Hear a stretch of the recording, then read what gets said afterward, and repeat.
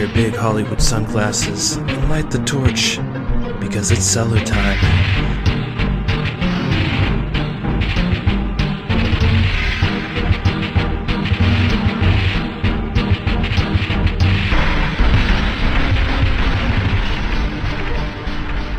Welcome to the Crack Cellar. As the prophecy was once caught on camera shirtless, I'm Two-Spirit Penguin Daniel. And I'm Broadcaster Nickels. And today, Broadcaster, it's a very special day. Day we've waited for in infamy. It's the day we get to see BIPOC women of color storm the beaches of Normandy in Warzone Pacific. Huh. Interesting. Wheelchair missiles not included, Broadcaster. No, they should be. So, what do you think? What's your initial blush on this whole brand new Warzone experience? Well, war's changed. Has it though? A lot more women, apparently.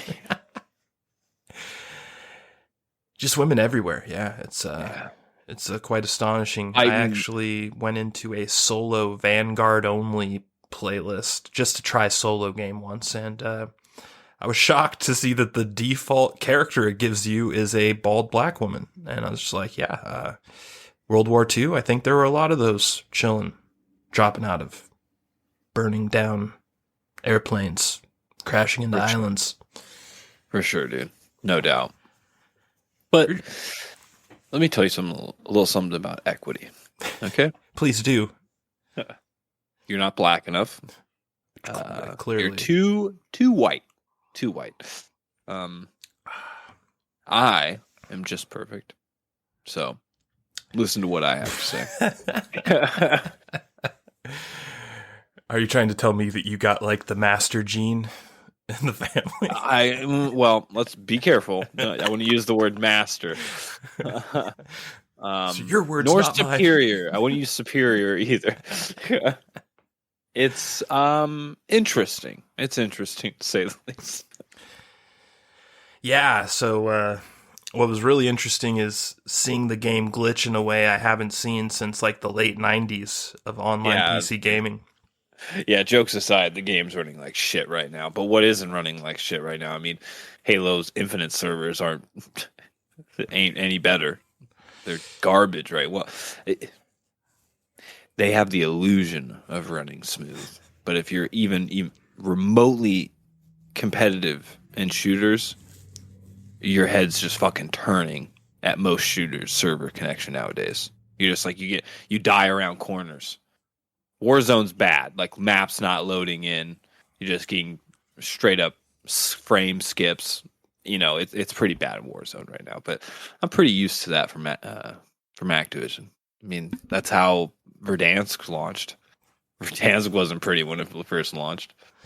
Yeah, it's just pretty crazy seeing a server lobby with 99% packet loss that is running like a slideshow. It's that was only one match. Like, I mean, that was one. Still, match. Man, it's something I just haven't seen in my adult life. I was a kid the last time I saw that happen with a PC game online. Yeah, it's pretty crazy. I mean, it hasn't happened since, but it was interesting to see that resurface, like this ancient kraken that hasn't seen the light of day for a couple decades. But all the shooters have the same problem. Like, even the cheaper ones, like Hunt Showdown and Splitgate, and I mean, name a rampant shooter. Hacking? Well, there's plenty of that. And servers are garbage now. I don't know what it is. I think it's just maybe more people playing now than ever, and servers just haven't really caught up. Server space hasn't caught up, but same concept as fast food. You know, as fast food has progressed throughout our lives, the quality has gone down slowly, just slow enough to where you don't notice it if you eat it all the time. So, like, there are a bunch of people out there convinced that a Taco Bell taco is the same that it was like 20 years ago.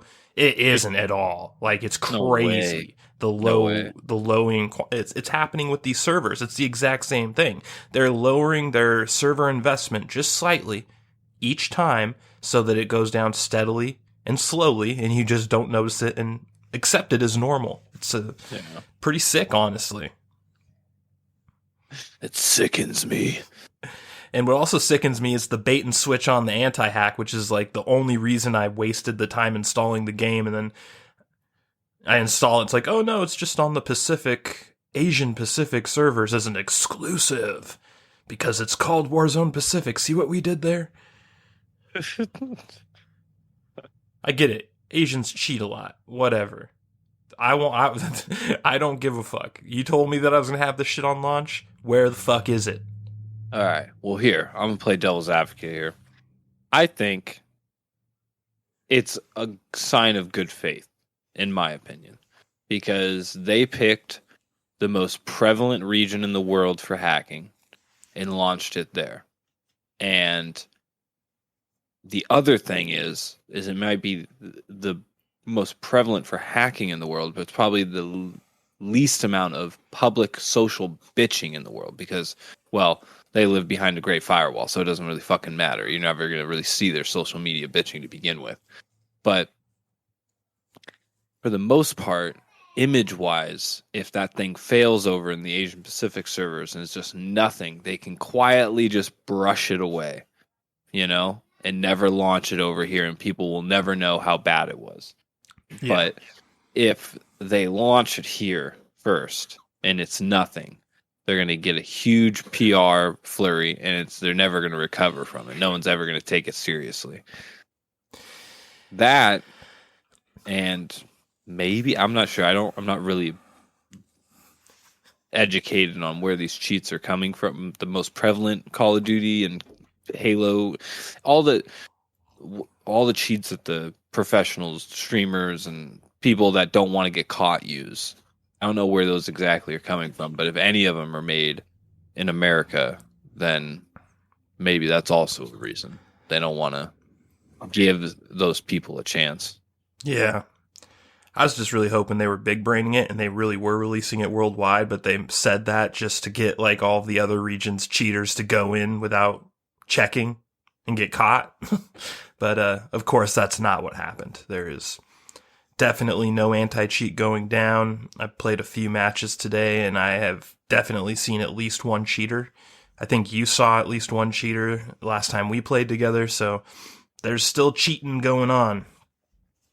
Yeah, it's just, at this point, I've played the game. I've been playing FPSs for so long, and I've played enough FPSs competitively for so long that when like someone with a controller, when you're playing PC games and you're using a mouse and keyboard and there's someone with a controller, you can tell that it's aim assist. There's a big difference between aim assist and aim botting, like especially when you see the kill cam in some of these games where it just snaps, and you can see people looking through the wall to the exact location you're at and just strafing to your location around the corner. Like, no one. There's things. It takes time to notice them because I know a lot of people would just be like, "No, they're just good."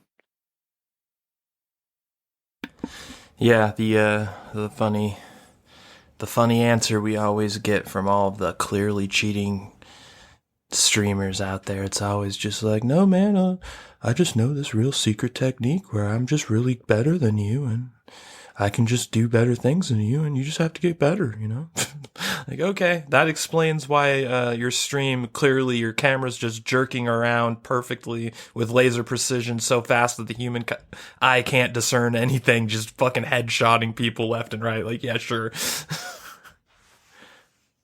Yeah. Man, it'd be really interesting to see where fucking anti-cheat goes here in the near future, because I really think competitive FPS is on the verge of collapse without a cure. Yeah. Yeah, I'm so close to just giving up on them. Like, I still love... a lot of people are. I still love first-person shooters like Doom, and I'll always play those, but I'm starting to, like, just get to the point where... is it worth my time to even give them a shot? Like, it's just every game. It's interesting, because like you bring up Halo, Infinite, and between just knowing that there's no real anti-cheat in Halo, there's no real report feature in Halo, you just know there's cheaters. You know, just based on history, and that you're going to be playing with cheaters in Halo, and there's nothing you can do about it. Then you look at the monetization in the store, and it's like, why do I even play this game? Like, what the yeah, like, I'm not grinding for anything besides my fucking soul against cheaters online, where there's no hope to fucking get rid of them.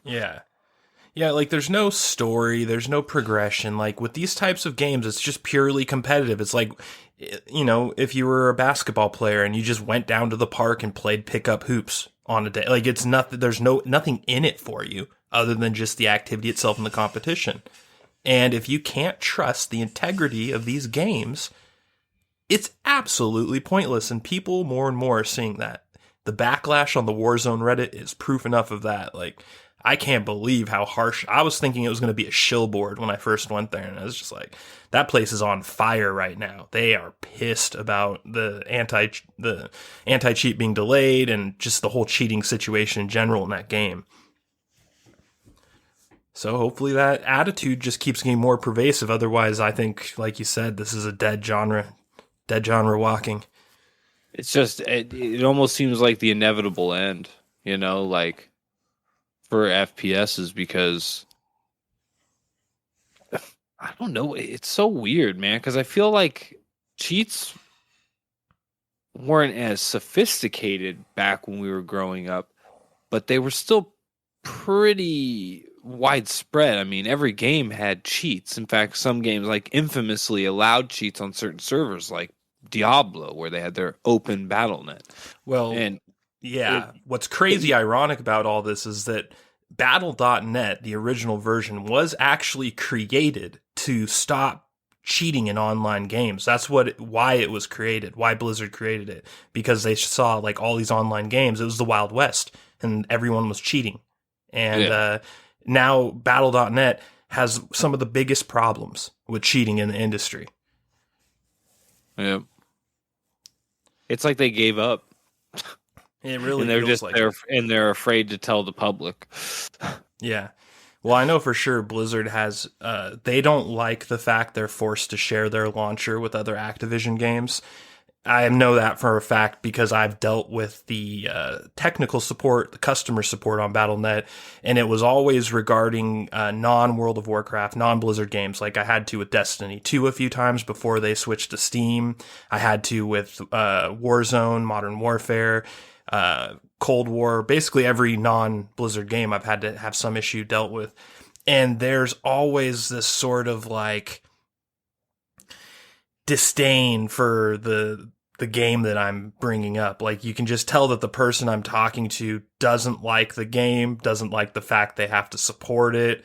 Very sort of abrasive attitude towards these non-Blizzard games. And that kind of makes me think that perhaps Blizzard is sabotaging the anti-cheat for the non-Blizzard games. Like, maybe they're putting in the crappy version of it, or because there was supposed to be a built-in anti-cheat in the Battle.net client for all games, period. That was just universal.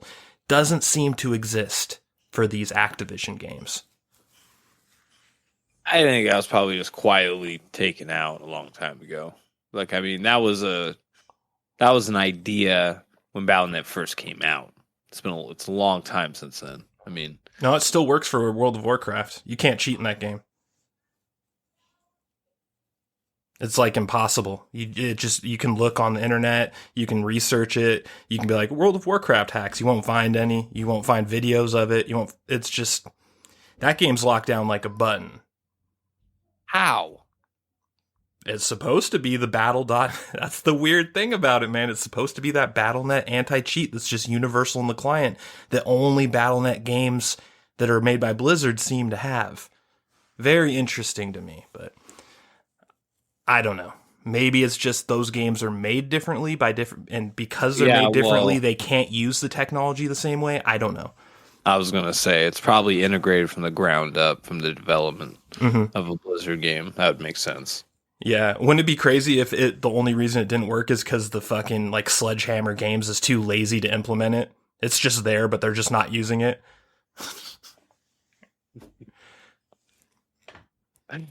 Developer secrets.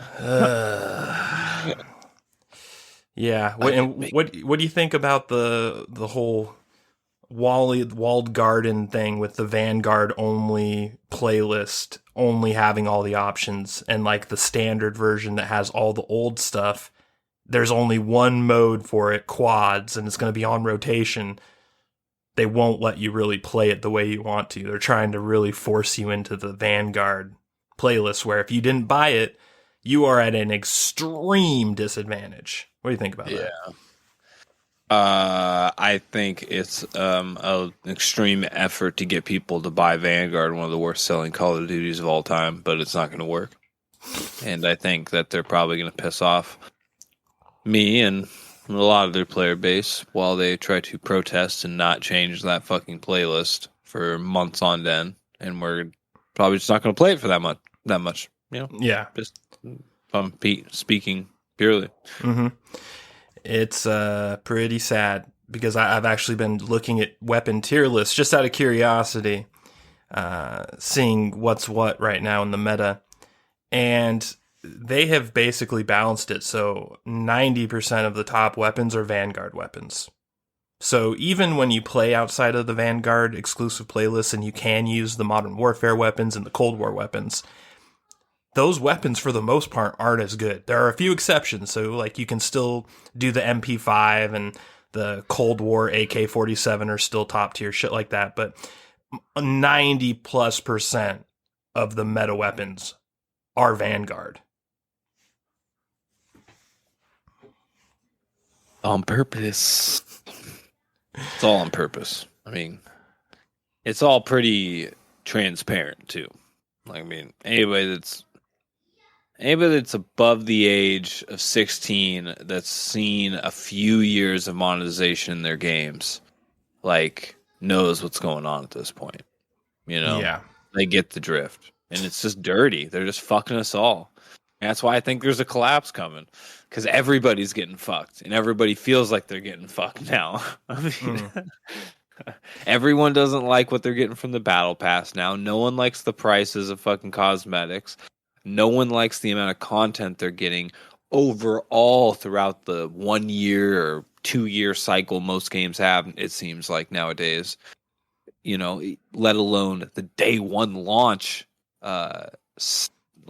state of the game, which is usually fucking terrible. Like all these things I just described are not exclusive to Call of Duty or Halo or Destiny or insert modern game here like Fallout 76. It's basically exclusive to the Western game industry, though. Japanese games it is almost totally do not embrace this shit, and it's why if you look right now at all the most popular games, it's Shin Megami 5, it's Final Fantasy 14. I was just about to bring up Shin Megami.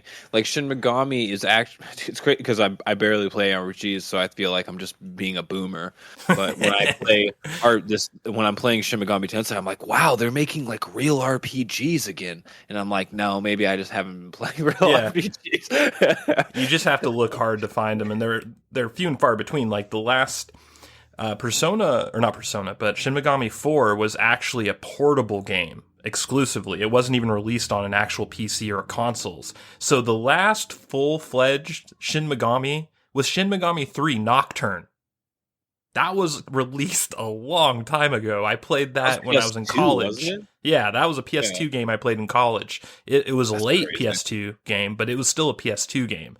So these games are painstakingly created. They're much more high quality, and oh, by the way, their fucking monetization is not scummy at all. It's actually quite quaint. You look at the store, it's like you can buy a couple of totally optional DLCs for like $2.99 each one time. That's it, and it's just like if you want, you don't really need to. It's just for super fans that want like to get every little inch out of the game. Yeah, but that's the gates. The devil comes through. Yeah, Western devs are the complete opposite of that. Like, I mean, Halo Infinite's a great example. Like, they're like, well, the game's free, but the campaign is $60 and it sucks and it has no co-op and etc. It's just like, okay, that's a DLC, huh? A campaign. Well, it was almost like I look back on that in hindsight, like, man, that was really an optics move because they knew there was going to be no co-op and they knew there was going to be no Forge. They knew a lot of things probably weren't going to work. They knew there was probably going to be backlash with the amount of playlists that were going to be available day one. They probably knew there was going to be backlash just from the monetization of the store alone. Putting aside the fact that it was probably the most atrocious the gaming scene has ever seen. But it was purely optics because they were like, hey, multiplayer's free to play. We're taking it out of the campaign and not charging you anything. Not telling you all the other things that are missing that you're going to have to pay $60 for. Yeah. It's like, hello. Mm-hmm. And I believe the co-op campaign is just going to be quietly canceled in like 4 months or so. But I don't think that. If it doesn't, I think it's going to come out sooner than we think. Actually, God, you're such an optimist. How the fuck did you become the optimist, man? Well, they're coming. The 14th, we're getting a Slayer playlist, a free for all playlist, a Fiesta playlist, and a SWAT playlist. Oh, free for all playlist! Thank God.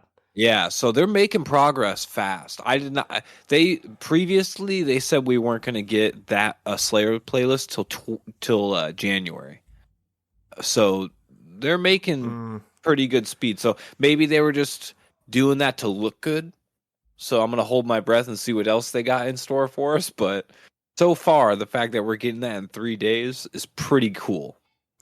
That is cool, but I have a feeling that if that co-op campaign does come out, it's actually going to be an additional charge on top of the campaign. I just have a sneaky feeling. That'd be suicide. They'll have some justification for it. They'll do like some fucking puff piece interview where they're like, we were entrepreneurs and we had to invent new technology to allow this dynamic co-op gameplay. And like, it's going to be a bunch of marketing talk and shit. I just have a feeling. But we'll see. I'll be Mr. Negative, you be Mr. Positive, and let's just hope the truth is somewhere in the middle. I can be negative as you want with the store. The store is fucking terrible. Well, let's go to something that's actually being handled well right now, and that would be the sequel to Sonic the Hedgehog, Broadcaster Nickels. I remember seeing the first trailer for the original Sonic the Hedgehog movie, and I was like, it looks like it could be okay. I wasn't expecting much, and then when I watched it, I genuinely liked it.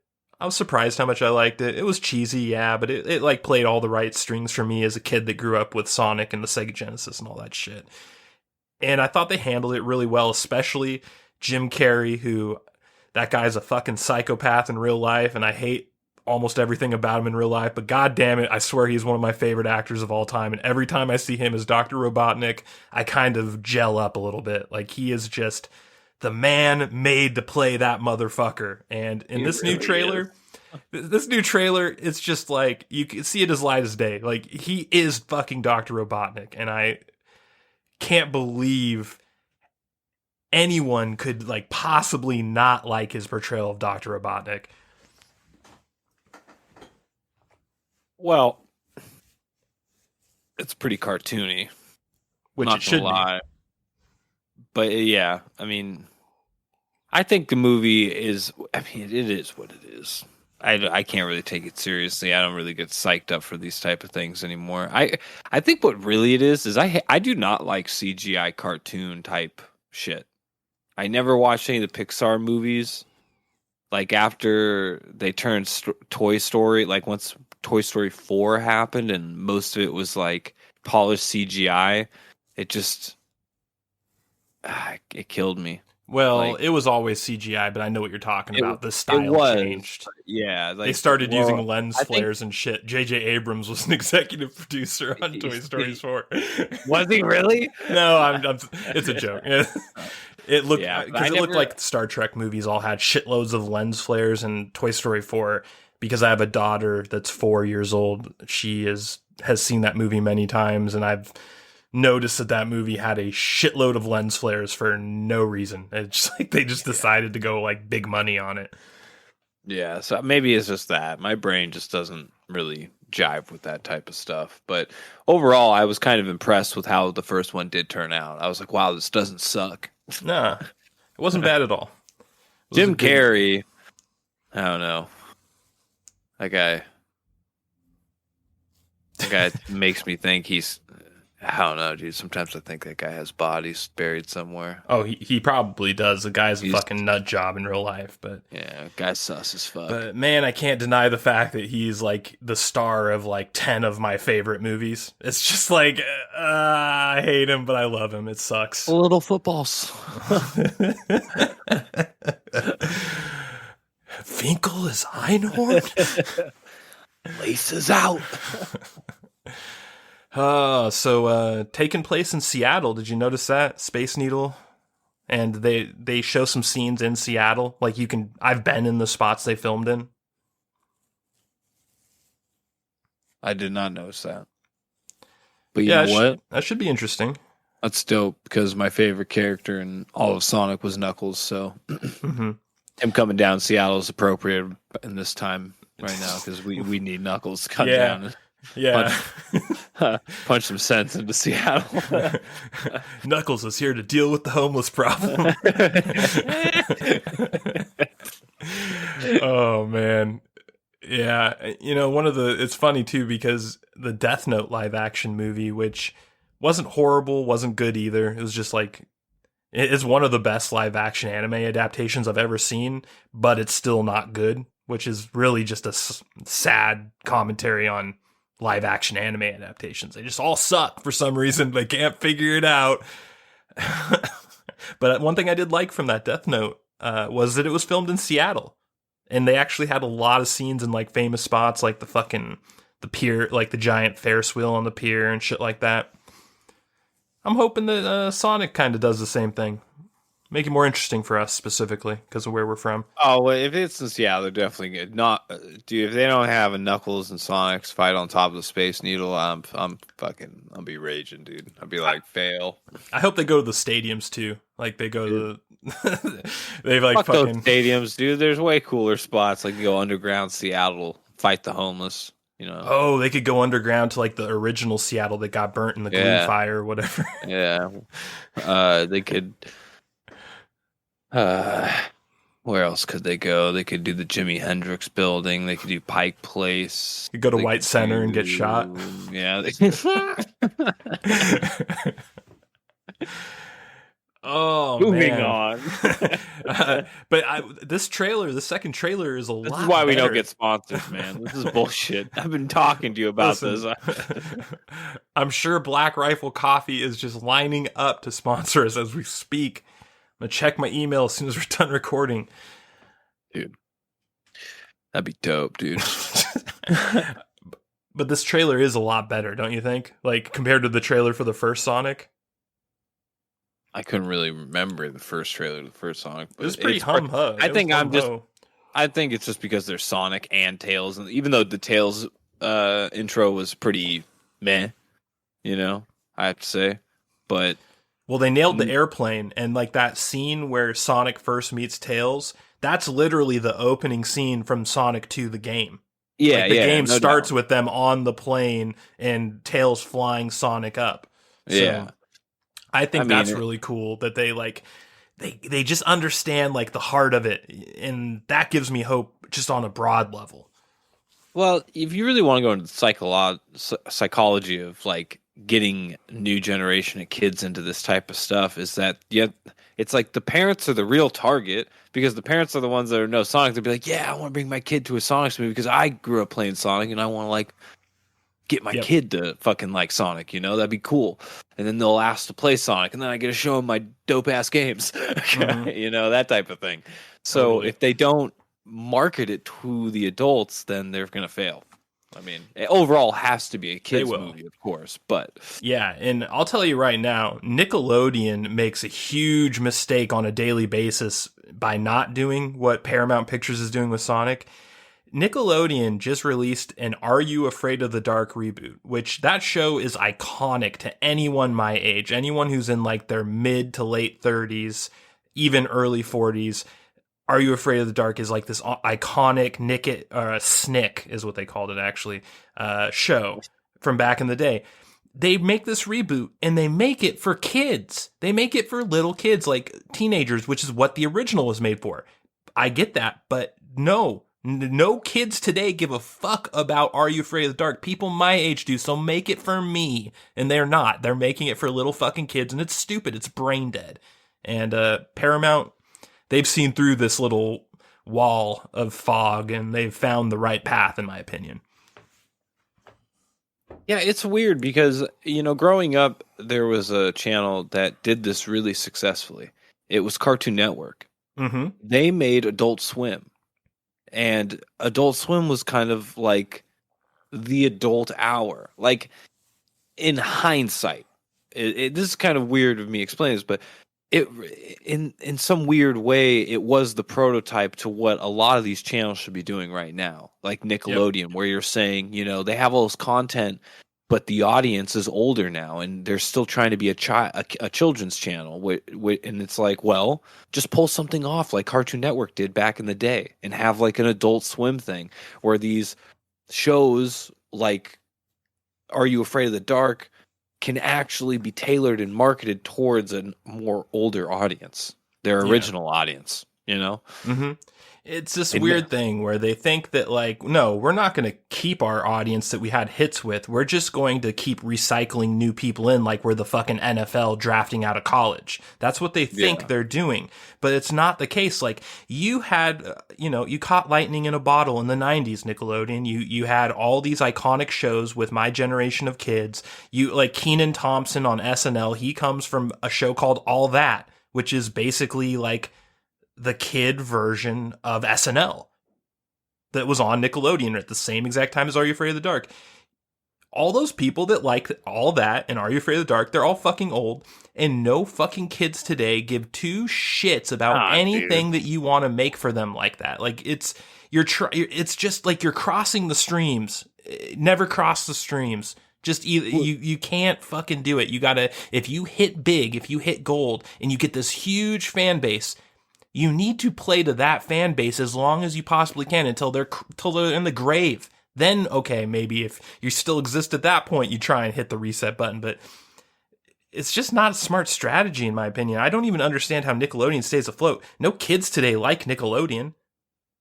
Yeah, dude. How about Disney? Like, any of these channels, dude. Like, Disney is for adults. They actually did the right thing. They pivoted to adults. Every Disney fan's a neckbeard fucking comic book nerd. That's who fucking Disney fans are now. That's just because they bought a whole other industry. Right. But they fucking went head first into it. That was kind of assimilation. Mm. That's what Big Mickey Mouse does. Yes, it is. Yeah. Well, I also... What do you think about Idris Elba's Knuckles? Because I kind of got taken by surprise by that when I heard him do his line and I realized it was Idris Elba. It's like, on one hand, Idris Elba is overextending himself. He's in too much shit. He's starting to just become like this guy that's in everything. He's old too, which makes me think he owes money or something. He's like Nick Cage. Yeah, I got some bills to pay, motherfuckers. He did the Snipes path, dude. He didn't pay his taxes. Yep. Well, I will just say that I actually think, even though I think he's overextended in general and I don't like the fact he's in so much, I think he's perfect for Knuckles, man. Like, his voice is just exactly what I imagined Knuckles sounds like. I mean, not to be too on the nose here, but And Knuckles kind of always seemed black. He was a gangster. Yeah, right? Yeah, he was kind of gangster as fuck, dude. Yeah, he came was. in, fucking just like, fuck you, Sonic. Boom. Yeah. Dude, the opening to Sonic and Knuckles is just like one of the most gangster openings in video game history. Yeah, I do like that they brought Knuckles in too. Like I wasn't sure that they would because I thought they might follow it exactly like the games where Tails comes in Sonic 2, then Knuckles I believe gets debuted in Sonic 3, but he was much more in Sonic and Knuckles. Yeah, but for sure because you shared him with Sonic. Yeah, but I think in Sonic 3 was his original debut, right? Wasn't he in Sonic 3? Briefly. Yeah, well, Mega Man X and from my perspective in my childhood, I felt like Sonic the Hedgehog and Mega Man X one copied the other with the whole Mega Man X and Zero and Sonic and Knuckles, both of them being a blue character and the other being a red character, and it was like the opposite. And like they both were introduced in X3 and Sonic 3, and then going forward, they were both an option to play as in X4. And Sonic and Knuckles, which I was like, man, this is kind of a strong coincidence there. But anyways, yeah, I don't know. Yeah, we'll see. It's interesting. It seems like they're kind of like throwing a lot into this movie. I think that's the overall impression I'm trying to convey here. It's like it seems like there might be squishing possibly two movies into one movie here, which on one hand means that they don't think another one will be made, so they're just going for broke with the second one. But on the other hand, it could just be like we're going to get a movie with no filler. Like it's just going to truly be an experience where the shit's going down constantly and you're never bored, which is a really nice thing in movies because most movies nowadays especially have just a lot of filler. Yeah. I mean, if they can pull the second one off, it'd be cool because that means that there'll be more Sonic movies coming. And there's a lot more content from the Sonic universe. Oh, fuck yeah. So, yeah. They can get Shadow in there and all those motherfuckers. Oh, for sure. There's a lot of Sonic games, and I haven't played most of the modern ones, but I played all the Sonic games from the 90s, and I played most of the Sonic games from the 2000s, so... Just after from that game alone, there's a lot. After GameCube, I pretty much stopped playing. Yeah, me too. I think Sonic Adventure 2 was the last one I played. Was that Dreamcast? I'm not even sure what that was, but I know it was 2000s. Yeah, after they started going to the boots and the boards, I just got out. Yeah. Yeah, and there's a scene in the trailer that's a shout out to that too with him snowboarding. Did you see the snowboard scene? I did, but I didn't even pick up on it till now. Yeah, that's from one of the more modern Sonic. So like they're throwing some shit in from the modern stuff as a shout out too, which I don't mind. I'm not like huge into it, but you know, I'm a huge fan of the FF7 snowboarding minigame. So whenever I see an animated character snowboarding, you know, it dude, does how about salute to SSX? Salute. You know, whatever happened to SSX, dude? What happened to the snowboard genre, man? That genre, no doubt. It was on fire, and then it just fucking vanished like it never existed, man. Did, dude. And all the rest of the genres still exist. It's not like a whole sport genre got taken out like that. It was just really snow sports. Like snowmobiling, there was actually snowmobiling games back then. There were snowboarding games back then. Even Jet Moto existed, which I mean, to this day, you know, scientists are still studying what exactly Jet Moto was. But hell yeah, fucking wave race, wave, dude. Yeah, they're gone now. We need extreme sports games back, dude. That's what I'm saying. There's a lot of things we need back from those times, not just in video games, but Broadcaster Nickels, before we move on to our review of Chucky, I would like to ask you if you have any crackpot theories about Sonic 2 the movie. Anything out there that you think might happen? Like any bold predictions that are going to get you ridiculed in most circles? I think Knuckles is totally going to alpha Sonic, beat him down,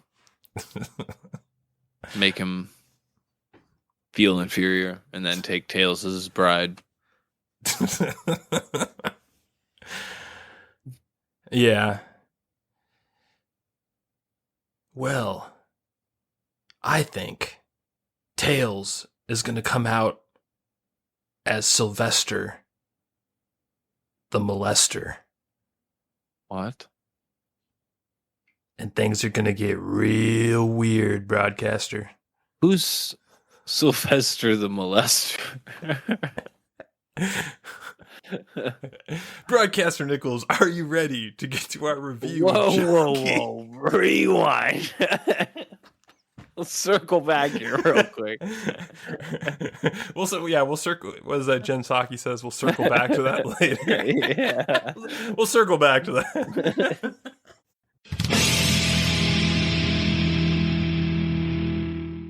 What's that? You want more Crack Cellar? This is good. Join your lords on Twitter at The Crack Cellar and Facebook.com/The Crack Cellar. Hey, you over there. Are you a straight-up Chad or a strong woman? Well, you can find us on Apple Podcasts and your favorite podcasting app. Or, if you're a straight-up beta cuck, find us on YouTube with the rest of the Cloud Chasers. And we're back with our review of Chucky. And the creator of Chucky describes this riveting season of television as the following. After a vintage Chucky doll turns up at a suburban yard sale, an idyllic American town is thrown into chaos as a series of horrifying murders begins to expose the town's hypocrisies and secrets. Broadcaster Nickels, that hypnosis really makes this show sound like some Salem witch trial shit, but really this is just a kid's show with a doll and a lot of murder. What say you? Yeah. Show sucked till like episode 6. Yeah, it was a slow. Well, you know what? I'm gonna say the first episode was good, but then like episode 2, 3, and 4, and that area sucked, and then it got good again halfway through, like around 5-ish. I want to say. Yeah, I'll agree. Because that first episode, man, was high. Devon, the drunk asshole Devon Sawa gets electrocuted to death by Chucky in that first episode. That was pretty sweet. That was pretty good. Wait a minute, is that guy not a twin? I thought. Dude, no, that's Devon Sawa playing twins, but it's him playing both. I love the difference between the two. Like you have like the Tiger Dad version that's like, you gotta be the best athlete, son. You're everything to me. And then you have the other one who's like this drunken asshole who's like, I wish you were never born, kid. Like, it's just like, wrong kid, Dad. Yeah, that's great. I love the dichotomy, and I kind of wish the drunk asshole version didn't die so quick. It would have been nice if they gave him a couple episodes to breathe, you know? Yeah, they cut him episode 1, dude. Just fucking. Or was it? Yeah, it was episode 1. It was. Right? It was at the end of episode. Yeah. Yeah. So, Broadcaster Nickels, give me a brief rundown of your experience with Chucky, like Child's Play movies, like past Chucky content. What have you seen? What do you know about this little redheaded I know doll? more about Problem Child than I do Chucky. That's funny you say that, because I remember when I watched Problem Child when I was a kid, I used to just be like, this is like the Disney version of Chucky. This is a Disney-driven Child's Play. Yeah, I don't remember much about Chucky. I remember like the most recent memory of Chucky to me was The Bride of Chucky. Yes. Because that was like when I was somewhat of an older teenager, you know, so. Yep. Yeah, and they all the other Child's Plays were done when I was, I don't know, I was 8. Yeah. I didn't really like horrors, and I never, out of all the horrors I slowly watched as I got older, Child's Play was not one of them. Like, I watched like Leatherface and Chainsaw Massacre and, you know, Nightmare on Elm Street and Freddy Krueger, Friday the 13th, and yeah, all that shit. But You watch the Child's serious Play- horror movies. Yeah, Child's Play kind of just. I watched them. Like my brain's telling me. Like I was like, I remember watching a lot of them. Yeah. But Bride of Chucky's the only one that really sticks out to me right now. Yeah, and they really dug deep into the Bride of Chucky mythos with this TV series. I was a little surprised, man. Like they turned B story into A story real quick. Well, let's just start off by saying this is made by the creator of Child's Play. Don Mancini, the creator of the show, and the guy who wrote the first episode and the last episode. So like basically the two best episodes of the show he wrote. He is the showrunner, the director, the writer. Like this is his show. And you can tell because there is a lot of reverence for the source material to a point of fetishizing it a little bit. Oh, most definitely. It's crazy, honestly. Like, first of all, I mean, the slam dunk, Brad Dourif is back as the voice of Chucky, who's the original Chucky voice. And then we already talked about Jennifer Tilly, the bride of Chucky. She, like, literally takes the show over in the second half, and in a good way, too. Like, I haven't seen Jennifer Tilly in a long time, but she was good in this. All I gotta say is no disrespect, but she's clearly got some weight. They even made fun of it in the show, like, which is props to her that she like is comfortable enough to make fun of herself. But she still looks kind of good. Yep. I kind of looked at her and I was just like, wow, you'd be like a smoke show if you lost that weight right now. You'd still be a smoke show. Like, it's crazy. Maybe she can't. Maybe there's some reason why I don't know. But I'm just saying, like, damn. Yeah. I was kind of impressed with how well she's aged. Yeah. Her titties have aged the best of the bunch.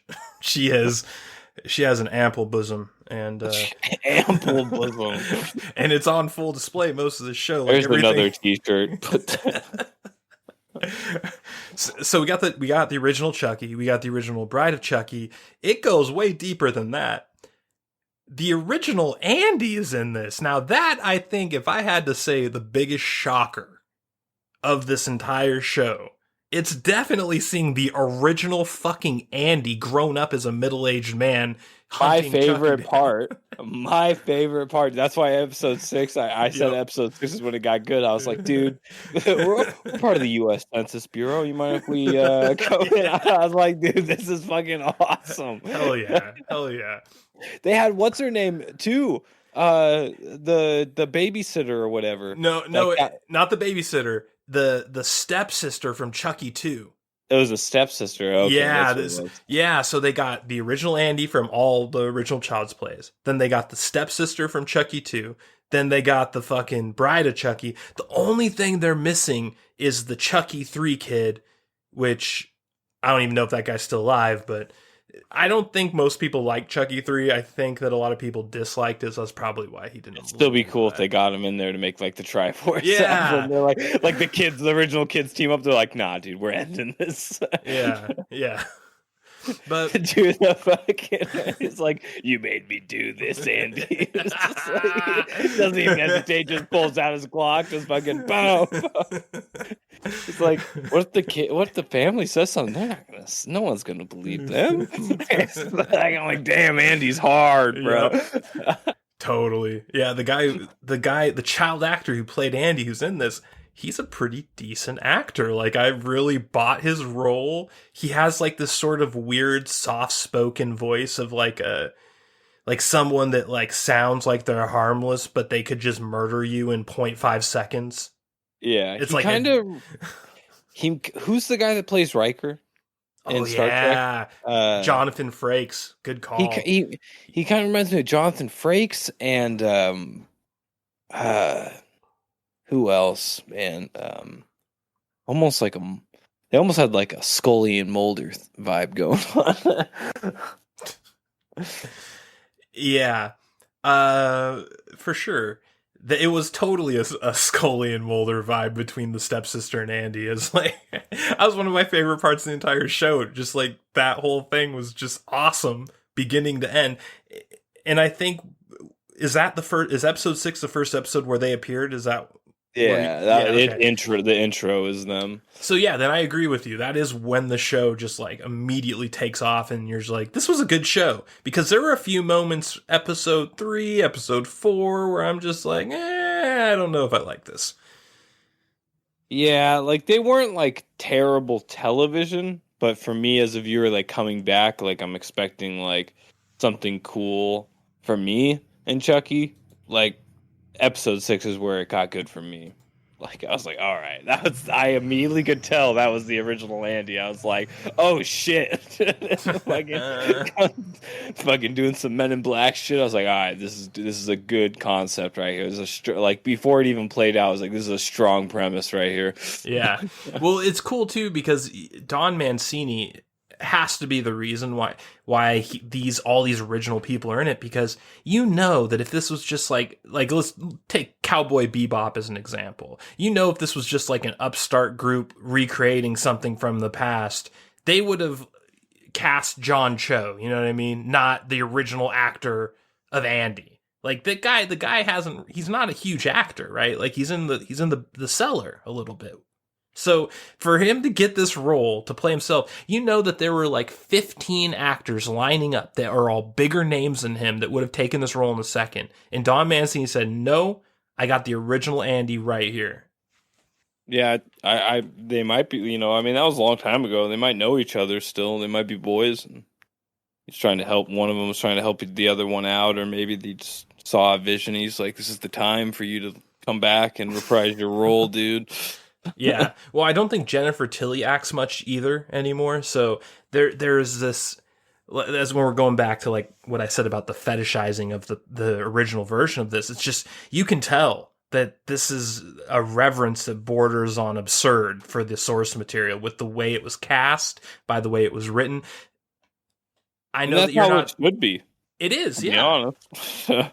And I'll tell you right now, as much as like the high school melodrama aspect of this show doesn't appeal to me because I'm no longer a high school kid and I have nothing in common with these kids in this show, the writing and the story of this show is exactly in line with the original Child's Play movies. That's what it was always all about. Chucky was always murdering people and trying to get Andy and other kids to also murder people. That's what he did. And this entire season 1 is exactly that, but in a very new and sort of fresh way, and mixing, you know, Jennifer Tilly in with the Bride of Chucky. And this is another weird one. Brad Dourif's daughter, the voice actor of Chucky, plays Charles Lee Ray, and you know all those flashbacks that happen throughout the episodes where it shows Charles Lee Ray before he becomes Chucky? Yeah. That was his daughter, Fiona Dourif, playing him. That was a woman playing him. What? Yeah, dude. His daughter. A tranny? No, it's a woman. They just did crazy makeup on him or on her to make him look like make her look like a dude. But that was his daughter. That's why he looks like Tommy Wiseau. I was always like, why does Chucky look like fucking Tommy Wiseau? Because that is the voice actor of Chucky's daughter, dude. It's so weird. When I found that out, I couldn't believe it. Like, why'd they do that? I don't know why, but it works, doesn't it? Like, didn't you love the Charles Lee Ray flashbacks? I fucking love those. That was one of my early on when the show was kind of like, those were the parts that actually kept me going. Were the Charles Lee Ray those are the parts I flashbacks. disliked the most. They were so jarring to me. I was like, what are they trying to do here? Like, they're trying to like set up some type of. It just seemed like nonsense that they didn't need to add. Okay, well maybe because I'm more of a Child's Play fan and I've seen all the original movies a bunch of times, so I'm much more into the mythos of Charles Lee Ray than maybe someone who's not as into Child's Play, doesn't really care. Maybe that's what it is. But I really enjoyed those, like seeing him help the fucking. The person who comes in to murder his parents, seeing him help murder his mom, and that murderer guy being like, "You got potential, kid." I loved that. That was one of my favorite scenes early on. Like they do just straight up helps this random guy invading his home murder his parents. It's just like crazy out there shit that yeah, that was pretty weird. I loved that. But just gives them the gun fingers. Yeah. It was fucking awesome. What'd you think about our girl Lexa Doig playing the mom of the main character's cousin, Junior? Is that his name? Junior? Yeah, Junior. What'd you think about the mom of Junior, our girl? You like Lexa Doig, don't you? I mean, she's hot as fuck. But I don't know what she's from. She's the doctor from SG-1 that replaced the original doctor. You don't remember? Oh shit, dude! That's when she was hot as fuck, dude. You need to go back and rewatch. That was her, dude. Yeah, shit, dude. You need to go back and rewatch season 8 of SG-1 because she was a smoke show. She was a smoke show, but she was such a bitch face back then, dude. She did have the resting bitch face hard. She was a strong bitch face back then. It's good to see her cure to that. Yeah. I think her acting's actually gotten better as she's aged, so that's good. It's funny how they did her dirty, dude. They're like your character is going to get stage 4 cancer. She's going to hide it, and then she's going to get pushed out a window. She's not going to die from the stage 4 cancer? No. Yeah. And that sort of brings me to my main thought of why this show's good. And why, like, there's a real, very specific line in the sand where the show could have been bad or good.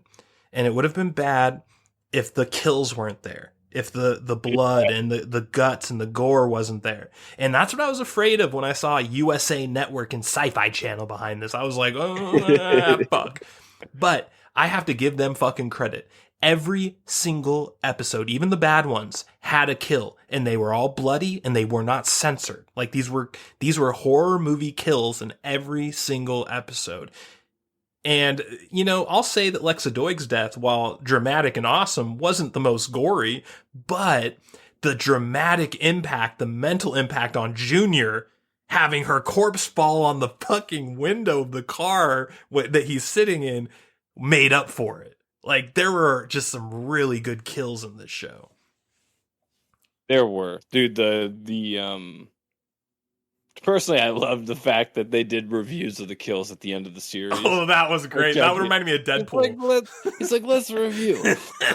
And I love how they actually loved my favorite kill. Like, I thought the maid getting fucking knifed at the dishwasher, I was like, damn, dude, that's brutal. For USA Network, fuck yeah, it is. Yeah, and even Chucky at the review, he was just like, fucking nice kill at the dishwasher. I was like, all right, at least I was like, I'm glad other people appreciated that, because that took creativity.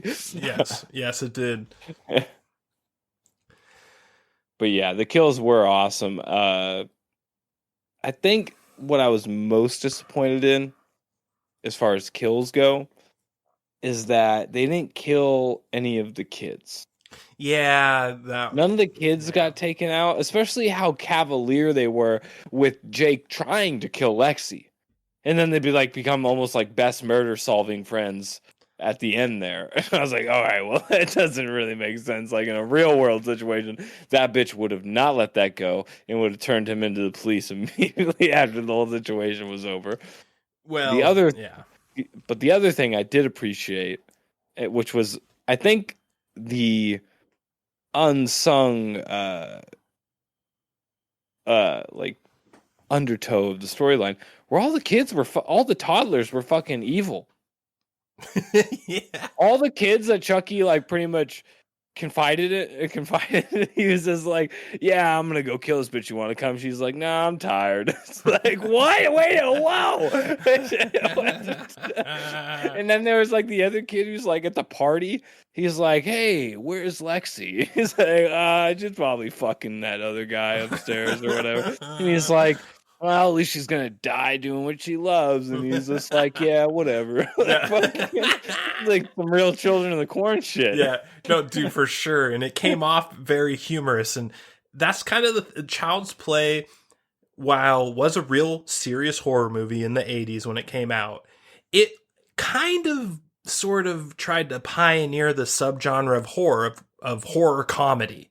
Because Chucky always had a comedic aspect. Like, when you're watching Friday the 13th, when you're watching Hellraiser, when you're watching Chainsaw Massacre, you're not getting there's no comedy. Like, this is just serious evil shit, right? There were a few exceptions. We had Nightmare on Elm Street with Freddy Krueger, where he wasn't comedic at all early on, but he became comedic in the sequels. And then Child's Play, where he started sort of comedic and really leaned into it towards the end. Like, Bride of Chucky was a straight up comedy horror. Like, I don't know how much you remember of Bride of Chucky, but half the scenes were like comedy scenes. There was a lot of that. And they kept that in this TV show perfectly. There is a lot of comedy. And when I say comedy, I mean like morose humor, like a gallows humor, like the type of shit where it's like really dark, but it's funny still. And it's hard to do that. The whole premise of, I forget what's her name. What's the actress that plays Bride Chucky? Jennifer Tilly. Yeah, Tilly. She in the original Bride Chucky, like her death to turn into the Bride Chucky was fucking hilarious. Yeah, exactly. Her death in the bathtub, getting electrocuted. What was it?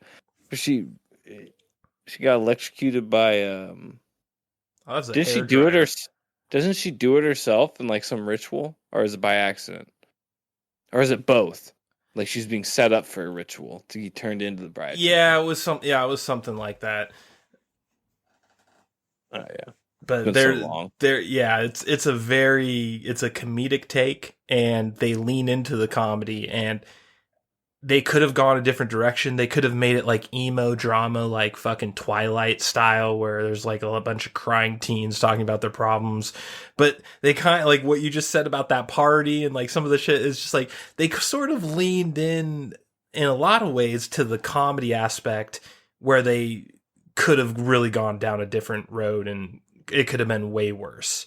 And there were kind of signs of that with like the main storyline between the main character, who is gay, and his like internet podcast sleuth boyfriend. They kind of like, I think they were the worst characters of the show. They were, for sure. Every character was better than those two. Yeah. And it seemed really shoehorned in, and I'm not, like, I can't figure it out. I'm not sure if like Don Mancini is a gay man, and maybe like he wanted to like make because, you know, the main character is almost always an avatar for the writer. That's just how writing works in general. So it's almost like, I wonder if Don Mancini's gay in real life, and he's like retelling a story from his youth where he like maybe had like some friend that he wanted to get with but didn't like him, and it didn't work out or whatever. Because there's a really weird undercurrent to the story where it's like they kind of change attitudes on each other, like a little too flippantly. And I get it, like, okay, there's a murdering little redheaded doll running around killing people, killed the boyfriend's mom, all that. I get that there's some trauma happening and opinions can change, but the way that like this kid just flips on the main character and is like, nah, I'm running away, I never want to see you again, bye, even though he didn't really do anything to him, it almost felt like a little too specific, almost like maybe this is not an original story, and it's kind of like he's taking something from his life that he's projection. Yeah. But they didn't harp on any of that shit at all, which is, I'll give respect. Like, you can throw shit in there. I don't care for it. It can be in there. It cannot be in there. Just don't like ruin the show for it. They didn't ruin the show for it. And I'm going to give Don Mancini a lot of credit for that. Whatever reason they threw in this part of the storyline, it was not too shoehorned into the point where it like ruined things. Dude, Brad Dourif is kind of... Wait a minute, Brad Dourif was in Deadwood? Oh, he's in a lot of shit. He was in Star Trek Voyager, man. He was like the psychotic Maquis who like killed people and hid them in fucking crawl spaces in Star Trek Voyager. Yeah, man. Brad Dourif's he's a journeyman, man. He's in a lot. Oh shit! I know who Brad Dourif. Oh, dude, this guy's been in a lot of things. Oh hell yeah, he has. Dude, wasn't he? He was in Dune, wasn't he? Yep, he was the viceroy to the invaders. God, I can't remember. The Hurricane? Yeah, he was the viceroy, like the computer guy. Yeah. Wow. Yeah, man. Brad Dourif has a fucking pedigree, man. It's why this show works so well. Like, you could have easily made so many wrong decisions with the show. First off, not get Don Mancini. Just have some other people do it. Second off, not get the original voice actor of Chucky. You could have easily done that. Third, you could have not got Andy. You could have got all these other characters. And you could have just done so many things wrong. But they did everything right in that regard. And it just creates a special sauce with the show where you're just like, yeah, that was cool. Like, that was a fun show to watch. It's weird calling a horror thing fun, but it was. It's a fun horror romp. Horror romp. Dude, watching Devon Sawa get electrocuted to death by Chucky, then murdered by his kid. What can be more satisfying than that? Got beat to death by a Chucky doll. That was probably one of my favorite kills. I was like, all right, as someone that grew up with Chucky, that is a cool attempt. It's like, have we given you a death where the kid beats them down with the Chucky doll? Oh, no, I haven't seen that yet. Oh, man. What else is Devon Sawa famous for? Well, the things I know, well, he was like on Tiger Beat magazine when I was growing up. So like every girl my age when I was like in middle school, elementary school, and even early high school, but mostly middle school and elementary school, every single girl, that was the heartthrob. It was him and Jonathan Taylor Thomas. Those were like the two that every single girl on the planet was in love with. Who's Jonathan Taylor? Is that the guy from Full House? No, he was in Home Improvement, man, with Tim Allen. He was one of the kids. Oh, yeah. He's like the middle child, I think. Gotcha, yeah. But he, the things I know Devon Sawa from, first of all, he was in Little Giants with Dark Helmet, our boy Dark Helmet, and Al Bundy. Going head to head in Little League football. Rick Moranis and Devon Sawa. Devon Sawa is the star player for Rick Moranis' team that the girl, his daughter, falls in love with. The tomboy daughter. I don't remember this. Dude, the scene he opens in the movie is in the grocery store. And they see each other through the aisle, like she moves a can of beans, and like Devon Sawa's face is on the other side. Oh yeah! And then remember they throw the rolls of toilet paper. Remember that? Yeah. So and he was You're also making me feel old right now. Well, no, dude, and that's not. He was Casper, the friendly ghost. Devon Sawa is Casper, the friendly ghost too. So, like, he was in a lot of shit back in the day. I didn't watch a lot of it. Casper the friendly ghost. Yeah, God, man. Damn. Devon Sawa is Casper the friendly fucking ghost, and then he got electrocuted by Chucky. Devon Sawa is a little cockroach. He's been everywhere. Hell yeah. So, what was your favorite episode? Absolute favorite. 6, for sure. The intro to that episode made the whole series for me. I was kind of like going to sleep. I was like, all right. I mean, it's an all right series, but this is clearly Chucky for a new generation type of thing.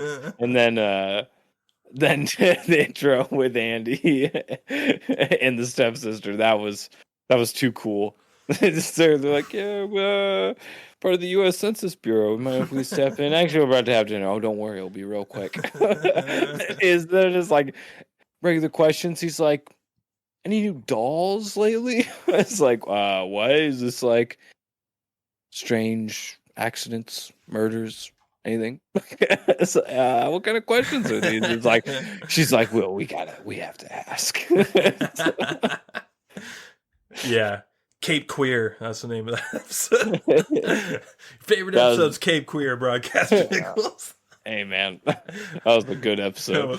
That was but honestly, everything past episode 6 was really good. It was. But I'd say episode 6 just because it set the pace for what I liked about the series. Yeah, the final 3 episodes were definitely really good. I will give a special shout out to episode 1, though. Because episode, like the very beginning when the Chucky's being sold at the yard sale. Mm-hmm. And she's just it was the retro vintage thing. That was my first laugh. She's like, what's the difference? And he's like, $10. And I was like, yeah, that's what I'm talking about. That's my boy right there. Then as he's walking away, she's like, because he was placed next to the kitchen knife set the whole time. As he's walking away with it, she's like, huh, I wonder where the kitchen knife went. Starts the I thought that was pretty funny. Oh yeah. My favorite episode is episode 1. It's called Death by Misadventure, and that is a reference to the Oregon Trail. Totally random. Oh yeah, for sure. Totally random reference to Oregon Trail. I love that about it. I also just love the way they set up the sale of the doll, like what you're just talking about. I loved all that. My favorite part of this episode probably is going to surprise you. It's not the kill of Devon Sawa getting electrocuted by Chucky in the basement, which was my second favorite part of the episode. The first favorite part was the dinner between the Devon Sawa twins, man. That was fire, dude. That was one of the most awkward, awesome scenes I've seen in forever, dude. It was like when Junior is like, yeah, because he's gay, right? And then drunk Devon Sawa just like, his veins pop out of his neck. He looks like he's about to fucking tackle him like the Kool-Aid Man. That was just like beautiful, man. The camera work on the whiskey glass too. It was really villainous. It was just like the violin. As the whiskey glass fills, it's like, damn. It was very Kubrick-esque. Like it was technically because I didn't know at the time, and now that I know in hindsight, it was Sawa pouring a villainous glass of whiskey while Sawa looks at the glass being poured by himself. Yeah, man. I think Don Mancini might have been a fan of Stanley Kubrick. Maybe. Just saying, based on this episode, there was definitely some influences there. Man. That was pretty good. Dude, not only once, but twice he dropped the gay bomb. He was just like, he's gay. The smugness of Junior was great, too. Like, the way that I think Junior kind of fell off towards the end. In the beginning, Junior was perfect. Junior was like this fucking perfect, douchey, smug, overconfident, overpopular kid that was just like, he's like, I got you by the balls and I'm gonna take you type of shit. Like it was great. Him turning villainous was kind of unexpected. It didn't seem to fit his character too much. I was like, well, I mean, I get it, whatever the story needs to have, but like, I was really expecting Lexi or Jake to fulfill that type of destiny, to be honest. I didn't really see Junior going that route. Because Junior was like, he actually had a good life. And his dad didn't really his dad was kind of mean to him, but whatever they tried to insinuate and show in the show wasn't the worst a dad could be. He's like, yeah, dude, I'm sending you to Harvard. Try harder, bitch. It's like, wow, what a bad dad, Yeah. I want to give a special shout out to Lexi's mom, Mayor Michelle, too, because in the final 3 episodes of this show, or maybe 4, I don't know exactly when, she is like a standout character. She is just like, there are murders happening everywhere, everyone's dying, and she's doing publicity stunts and shit, and putting her family out as props. That was great. That whole character was awesome to watch in the second half. Mayor Michelle Cross. I actually thought Jake's boyfriend, I think, was it Evan? Yeah, Devin. I thought he was actually going to be the one that turned evil. I That would have been good. because that would have been a good plot twist. there were some clues that kind of like, because if you remember his Token bedroom, black, token gay, token serial killer. The yeah, trifecta. he was so soft spoken and so feminine, and he had like all these posters in his room of like murder, like retro movie posters about murder. You remember that? Like, Yeah, his hack and slash podcast radio thing was kind of cringy, to be honest. oh, it was very cringy. But anytime a podcast is referenced in television or movies now is cringy. Like, that's what it is. Like, did you see what was that movie? I just saw a new movie recently with kaijus, Godzilla versus Kong. Kong? Yeah, remember that? Remember the podcast and that, how cringy it was? Oh, yeah, the conspiracy Yeah. podcast. Yeah. It was like supposed to be like some Alex Jones thing. It was just the cringiest shit you've ever seen. That's just the norm now, I think. Like, any podcast reference is just going to be gross. Yeah, just goes to show you how much corporate interests are just out of touch. Like, they have no idea what's cool. Yeah. But I think the message here and like the lesson here is get the original creator of something if you want to reboot it and let them do everything, because then it works out. Don Mancini wrote this entire season 1. Like, I'm sure that in the official credits there are other people credited in the written by or whatever.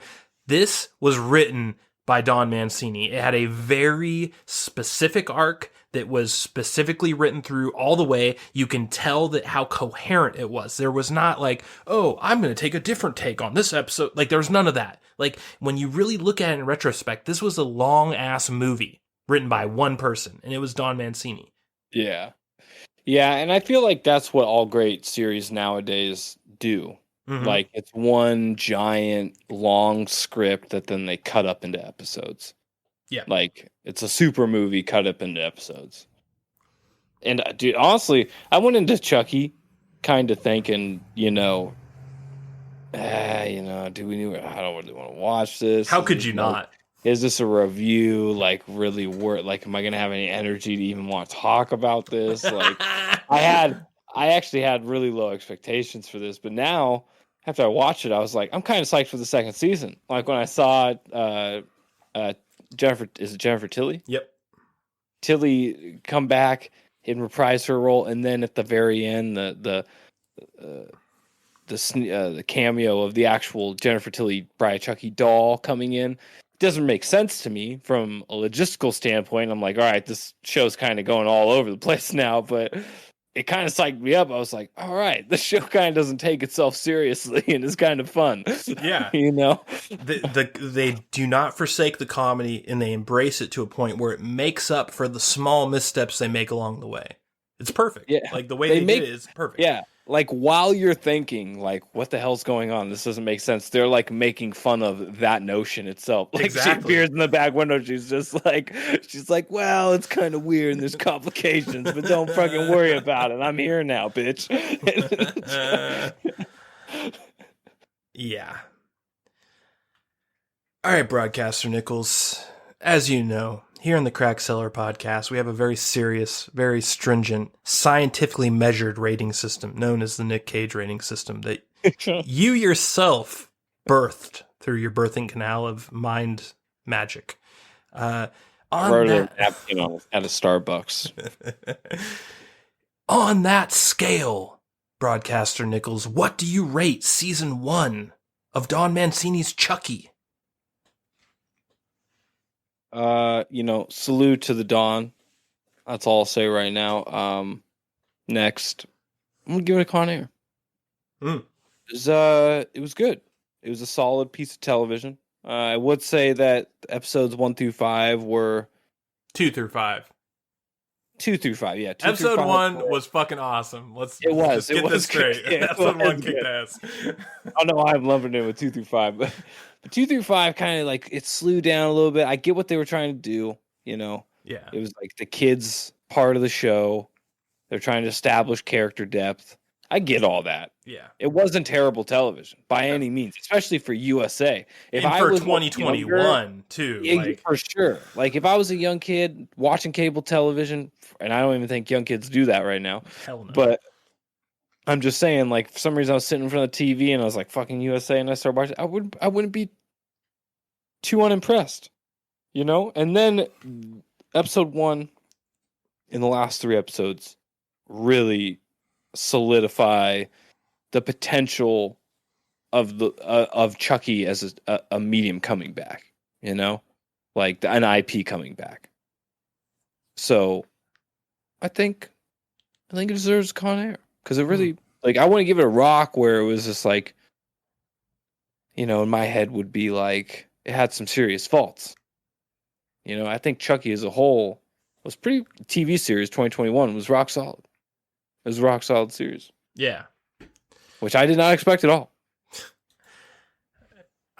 Yeah, I went in with really, really low expectations, and I was really happy about the first episode, and I was like, thank God this is good. This isn't going to be some garbage. And then as the 2, 3, 4, 5 went on, I was starting to get that like, oh, fuck. Did I misjudge this based on just one really good first episode? But then it bounces back so hard. And then with those episodes that were slow, I feel like the backstory with Charles Lee Ray, with the flashbacks, showing that whole thing, that kind of kept it afloat for me.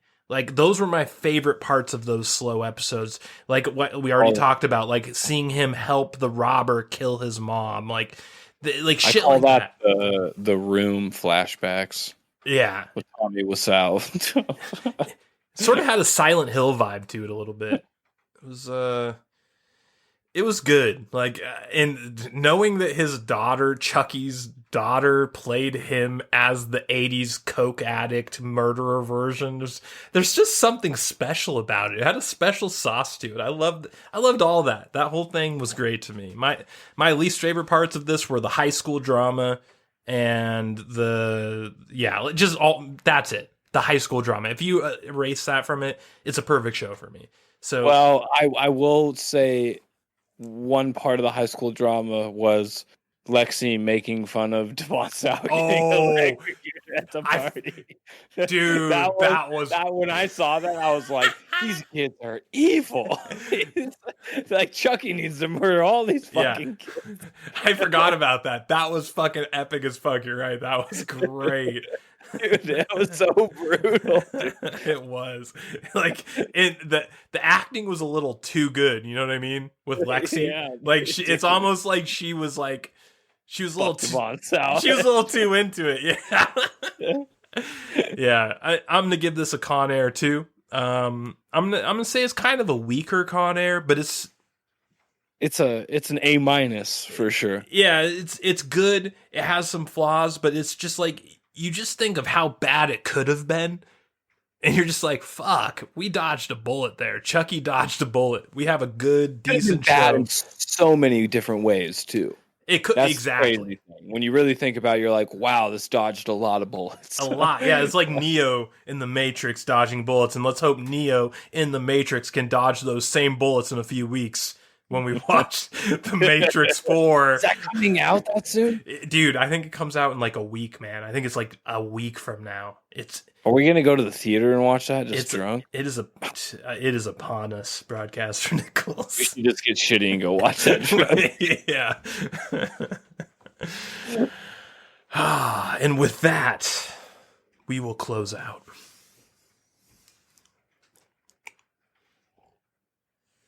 Did you see the Matrix Awakens video game? No. Dude, it's... Oh, no. It's kind of funny. Oh, no. Like, it makes fun of itself, but there's one aspect where you're just going to laugh, like, how cringy it is. This is, like, this black girl who, like, just shoehorns her way into, like, this storyline with Neo and Trinity, and she's just like, she has this line where she's like, I'm told this is my turn to fight the system. It's so fucking bad. It's so bad, dude. But some of the parts of the trailer are actually pretty funny. I'm not gonna lie. Like they make fun of themselves in a way that's actually kind of relatable. Interesting. So that's kind of in line with the Chucky reboot. Yeah, here. kind of. But the gameplay looked like dog shit. So like, I'm not looking too forward to it. But the trailer or the whatever it was, some in-game rendered trailer theme bob, or maybe it's the intro to a segment of the game. I'm not sure, but I will have to check that out. I got some cranberry cider right now. Hard cider. It is bomb as fuck. It's almost 7% alcohol too. Really? Yeah, he'll fuck you up. And it just tastes like cranberry juice, dude. When you drink it, like you just crush these and you get fucked up. Oh man, 7%, and it just tastes like that'd be dangerous with me because I love cranberry juice. It's like my favorite juice. Yeah, you crush them. What's it called? Danger zone. What's this called? Incline Cider Company Cranberry. This is the flavor. I think I might try those. They're made in Auburn too. Really? Yeah, it's a company's in Auburn. Yeah. Wow, interesting. Very, very interesting. Should get the Green River Killer to be their person. Brewed in Auburn, where the water is pristine with the blood of non-virgins. I don't think the Ridgeway is with us. We took him out. Dude, wouldn't it be? Maybe that's what we should do for season 3 of the Crack Cellar. Maybe we should let's get Gary Ridgway to be the third seat and like call him in to the call from jail. Yeah, that's possible, right? You could do that. He's alive? Oh fuck yeah, he's in prison right now, man. He's alive. They killed him. Hell no, he's alive in prison as we speak right now in Washington State. Hey, dude. Yeah, man, we should get that fucker as a special guest host. I think we just figured it out. We need to do it with like a really specific episode though. Listen, man. All right. How many things I turned down? A strong turn down. All right. But we need to nip this in the bud right here. So this ain't happening. This is what you need to do. We need to buy you a wig. And we need to get you a GoPro camera. And you're going to call Gary Ridgway. And you're going to act like one of those Manson groupies. You know, like all those hot chicks that like want to marry Charles Manson. Dude, I'm not going to lie. Young fucking Gary Ridgway kind of looks like Adam Driver. Bro, he totally does. Bruh. He is super straight, though, so, like, we need you to get in drag. First. Be like, listen, I will give you my V card, but you have to guest on my podcast.